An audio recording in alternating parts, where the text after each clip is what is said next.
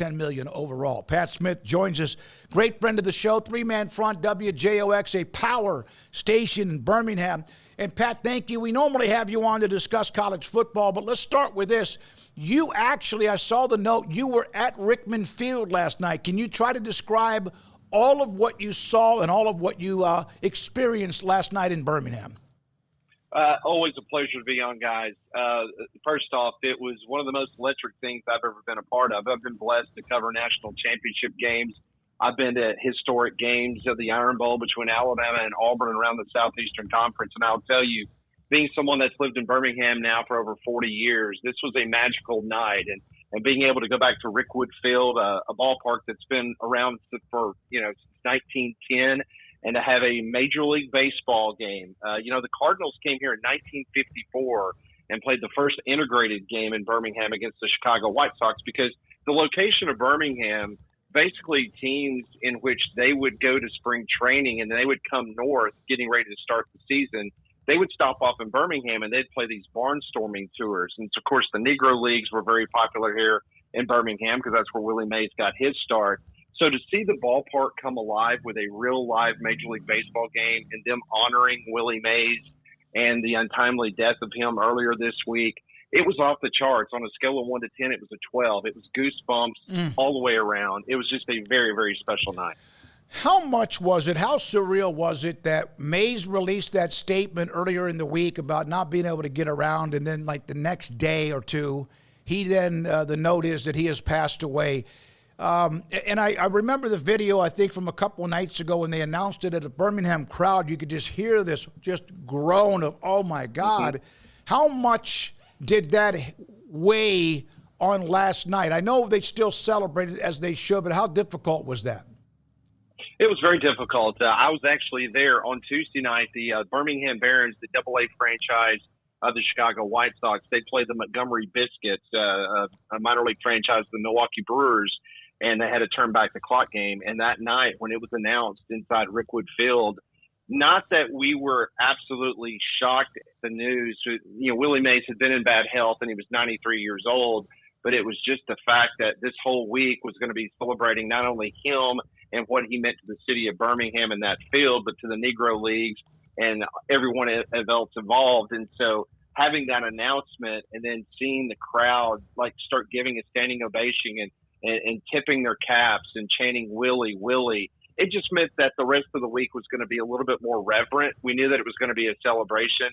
I had Michael Mays, his son, he was on my program last week kind of previewing what was going on, because at that time there was still an outside shot of Willie actually coming back to Birmingham, but travel had become a problem the last couple of years with his health, and the shock not only to the Mays family but to the old baseball world when they got the news on Tuesday that he had passed away. Pat Smith was with us on 365 Sports. The first pitch last night, 99-year-old, all of the history that was there. Pat, did you get a chance to actually listen to the Reggie Jackson interview on Fox Sports last night? I did. Well, I did. I hope everybody, if they can, Google it or whatever, can listen to it. And there's a couple of versions that have been bleeped out, which to me, what he said did not bother me. He was being absolutely transparent about what he dealt with back in the day. I thought that was incredibly powerful. It really was. And again, for someone that has spent my adult life in Birmingham, Alabama, it does not take a historian to understand that this city has had a troubled past when it comes to race relations. I think we've come very, very far. There's still work to be done. But what Reggie Jackson, unfortunately, what he said was very true to a lot of southern cities in which not only baseball players, but football players. It took a long time before the SEC integrated when it came to college football. So it was a very powerful and moving statement that Reggie Jackson had to say last night. But I will tell you this, that this town has come a long way. Still a lot of work to be done, not only here, but other places around the country. But we made a huge step forward in recognizing certain issues and trying to get those issues fixed. And that's why the community as a whole was so, celebratory this week of the Negro Leagues and everything that the Birmingham Black Barons did in the past and other franchises around, and what Major League Baseball has done to recognize the records of Josh Gibson and Satchel Paige and so many others that played in the Negro League. So it was a very powerful and moving statement by Reggie last night for sure. Well, I'm glad you were there. I saw that on your timeline. Obviously, I follow what you do, and then you have your own show, and then what you do to cover the SEC, and wanted to kind of share some of those thoughts. On a scale of 1 to 10, you said it was a 12? Yeah, absolutely. It was unbelievable. Just the fact that, so, Major League Baseball announces that they're going to do this. And I've been blessed because I was able at a very young age to go watch Birmingham Barons baseball minor league games back in the 80s before they moved to the suburbs. And, of course, that stadium has been used by smaller colleges. Inner city schools have played there. But it's basically it's a volunteer organization that pretty much ran it. It's an open park. It's on the National Historical Register. I mean, it's anybody can come there and just take a tour and see the history. But when they announced that they were going to come there, the number one thing that we were worried about, we knew that Major League Baseball was going to come in and make it a world class. They had to redo the dugout. They had to do things there was not a drainage system. There was a huge crest on the field. Literally, you could be in the first base dugout and you couldn't see the third base coach on the other side of the field because the field had such a high crest. So there was things that Major League Baseball had to do, but they did all that and they didn't touch the integrity or the architecture or the history of that ballpark. And that was what's so special moving forward. I think Major League Baseball will definitely come back here. I think having a game of this magnitude to celebrate the Negro Leagues is something that's very important to Major League Baseball, and it should be. And I think moving forward, Birmingham will probably be on a list of probably 5 to 10 venues around America that you will see have these type of Field of Dreams game that obviously celebrates the life and times of the Negro baseball players. The SEC Media Days is about a month away, a little bit less than that, up in Dallas at the Omni Hotel. It's a great, great place to be, by the way. What is the storyline? Is it Texas OU entering? Is it Kalen DeBoer, Alabama? What is the storyline or two when you get there and they start that in Dallas? Well, it's definitely going to be the fact that Kalen DeBoer is taking over for Nick Saban. That is going to be the huge story. But Texas is going to be probably number 2 when we rank everybody and vote 1 through 16. We're done with division, so it's 1 through 16 this year. Definitely Georgia's going to be the overwhelming favorite to win the league. But then it gets interesting because you got Texas. There's a lot of pressure, obviously, them coming into the SEC. But then that 3rd, 4th, and 5th spot, you look at Lane Kiffin, look at what Ole Miss, the easy schedule they've got in conference play. He's been the transfer portal king. They're going to be heavily favored. Kalen DeBoer's got an excellent roster, and what he's going to be able to do offensively, I think Alabama is going to be on that next tier of teams. And let's not forget about Missouri. They've got a lot of guys coming back. That's going to be one of those picks around the Southeastern Conference that folks are going to enjoy. So, yes, Texas, Oklahoma coming to the league's big story. Obviously, Brent Venables getting the big extension today, which is kind of a head-scratcher in my opinion. But for the most part, I think you're going to be talking about what 4 teams most likely will be in the conversation for the expanded college football playoff. All right. Do you think there'll be more than 4? I think there will be more than 4 in the conversation. I think when we're all said and done and we're talking about this in December, I think the SEC gets at least 4 teams in. Would not be shocked if it was 5, depending on how certain things happen from the non-conference schedule. So we had this discussion here in the Big 12 with the additions of Utah, Colorado, Arizona, and Arizona State. That with Texas and OU out, and last year I had Texas winning. I did not have TCU the year before, and I didn't have Baylor the year before that when they had that great run and beat Ole Miss in the bowl game. But we were trying to ask, okay, how many people, let's say 100 members of the media, and it may not even be that much, might be more, how many will have Utah or Kansas State in some way 1 and 2? And we've even had guests on that said one of them had Utah 5, one had K-State 3. But for the most part, we feel like that most everybody will probably have them 1 and 2 in some way.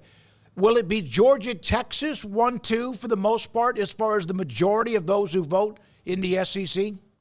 I believe so, yes. And like I said, I think with what Texas has coming back, especially in that quarterback room, the things and the people that he has brought in from the portal, and obviously a very good recruiting class, I definitely think it'll be Kirby Smart will be 1. You'll have Sarkisian and the Horns number 2. And then at that point in time, I don't know if it will be because of muscle memory. You're so used to putting Alabama up that high. I'm telling you, they've got a really, really good roster. They lost some, but what Kalen DeBoer has been able to fill the holes in, especially in the portal, Alabama's going to be very talented. They're going to be in that conversation. And as I mentioned, if you look at Ole Miss's schedule, it's very, very easy, folks. And they don't play Alabama. They don't play Auburn. They've got Georgia at home. The schedule works out really nice for Lane Kiffin. They're going to be 5-0 as the season starts. And so the Rebels are going to be immediately in the conversation. So, but to answer your question with a long answer, no question, I think it's going to be 1 Georgia, 2 Texas. So Missouri had a great run last year. There's always somebody in any conference, even the Big Ten or whoever, that makes a run that nobody expects. Missouri, I'm not sure if no one expected it, but they were really, really good. I think, like, really good. Ole Miss obviously was really good. Is there somebody in the middle of the pack that maybe is getting overlooked in your opinion? Well, you know, it's interesting. You must be listening to our show sometimes, because that's one of the conversations that we have. We talk about that next tier of teams. And I'm going to make some of your listeners happy when we say this. We here in Birmingham, the home of the SEC office, we believe Texas A&M. We believe having Jimbo gone, having Elko come in there, having a quarterback return, we believe Texas A&M could be that under-the-radar type team, and based on what they have coming back and kind of a new coaching era, so to speak. So we think A&M could be that Missouri team this year that could surprise someone that maybe not a lot of people are thinking about, or this is going to be a rebuild, or it's going to take a few years for Mike Elko. Let's not forget, Mike Elko knows that program. He knows what he's doing, and he will get these players to respond. So I think the Aggies could be that surprise team, in my opinion. Because there's the expectations. I'm not saying they don't have high expectations when they spend the amount of money they do. Do you feel like it ate them up the last couple of years prior to Jimbo being fired last year during the season? I think so. And listen, when you have a recruiting class that comes in with those type of accolades, you know, we've seen it here in the state of Alabama, because every year it's usually they're number 1 or number 2, and I'm talking about Alabama. So there's always that pressure that's built up because of signing day. And then when you have a little back and forth you had with the GOAT, with Nick Saban, that just elevated it even more, because you're bragging about, you know, paying these guys and getting them and having the number 1 class, but then you don't deliver on the field, and then you bring in Petrino as your offensive coordinator. It was just a disaster after disaster from a PR standpoint for Jimbo, and he just couldn't back it up on the field. So, yeah, I think the pressure got to him, but now the slate is clean, and a lot of people – Jimbo Fisher was an excellent, and still is, in my opinion, excellent offensive coordinator. I just don't think he's a very good CEO, and as we both know, that's what you have to have now to be successful in college football. And I think Mike Elko, believe it or not, in my opinion – will be a better CEO of that football program and get them in a better position for long-term winning. How much, again, in SEC, the one thing they do is they win. Sometimes they have more teams, so the odds are better. But here we have Tennessee and A&M in the baseball championship series. And it's amazing. I mean, both of them have been really good. Tennessee got a break maybe in that first game with Florida State. That's debatable, but most likely they did. Yeah. But A&M has been, ever since really the first game at their place when they played Texas, they trailed most of the game, came back and won it. It was dicey to at least win that game, and then Texas had to go back through the bracket. They have been pretty dominant too, and both of these teams have been very much high up on the food chain. Your thoughts about those two starting tomorrow? Oh, listen, seeing both of them in Birmingham up close at the SEC baseball tournament, listen, these are the 2 class programs this year in college baseball. It's amazing to think that one of those 2 teams will win their first ever national championship when it comes to baseball. I am just so impressed. Listen, I was impressed when Schlossnagle came over from TCU, and to think that TCU only had 2 total College World Series wins before he got to College Station. They've had 3 alone this year. They're undefeated in the College World Series baseball tournament. So listen, it would not shock me in the least if A&M walks away with the title. Tennessee's been the most solid team for the majority of the year. But listen, the SEC has been so dominant, as you just mentioned. Think about this. The SEC has claimed 9 national titles by 6 different schools since 2009. And since both of these schools have never won the national championship, that's now going to be 10 national titles by 7 different teams since 2009. Just an incredible run by the Southeastern Conference, and having those 2 teams play for the national championship is going to be very special this weekend. Well, that's the one thing. People can complain that maybe they have a bubble when a team that's 3-2 beats a team that's 5-0. They move all the way up to like 16. The 5-0 team doesn't drop.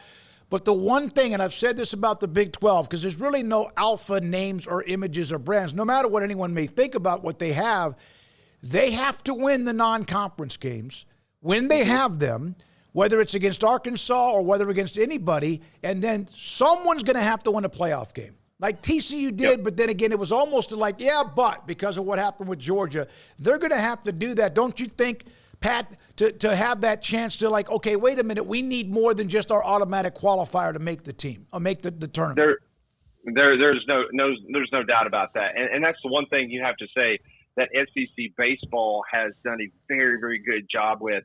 I mean, they in mid-season, when you're playing the Tuesday night non-conference game, they're going out of the comfort zone because they understand that iron sharpens iron, and they're going to do that. They also know that this is the hotbed, the Deep South, even in your part of the world, just incredible athletes and baseball players in the state of Texas. So it goes without saying that these guys are built for this, especially when you get to tournament baseball, deep pitching staffs, and both teams, both Tennessee and A&M, very fortunate to be in that winner's bracket because, as we saw, Florida went on a nice run. But, man, once you get to that loser's bracket and your pitching just gets absolutely diluted big time, it is so tough to try to win 2 out of 3. But it's going to be a lot of fun, in my opinion. The two best teams in the league the majority of the year, I know Arkansas was kind of sandwiched in between Texas A&M and Tennessee. But in my opinion, these are the two best, and whoever walks away, they deserve it because they're going to be one heck of a baseball team. Thank you, man. Pat, you do a great job, and we appreciate it when you're on with us. And I know I've been on with you a couple of different times. Keep it up. Enjoy a little bit of time between now and media days, and then all hell breaks loose in a good way. Thanks for your time. Always my pleasure. Y'all have a good weekend. You too. Pat Smith, who does a great job. 3-man front, covers the SEC. He's at WJOX, which is a full throttle powerhouse in Birmingham.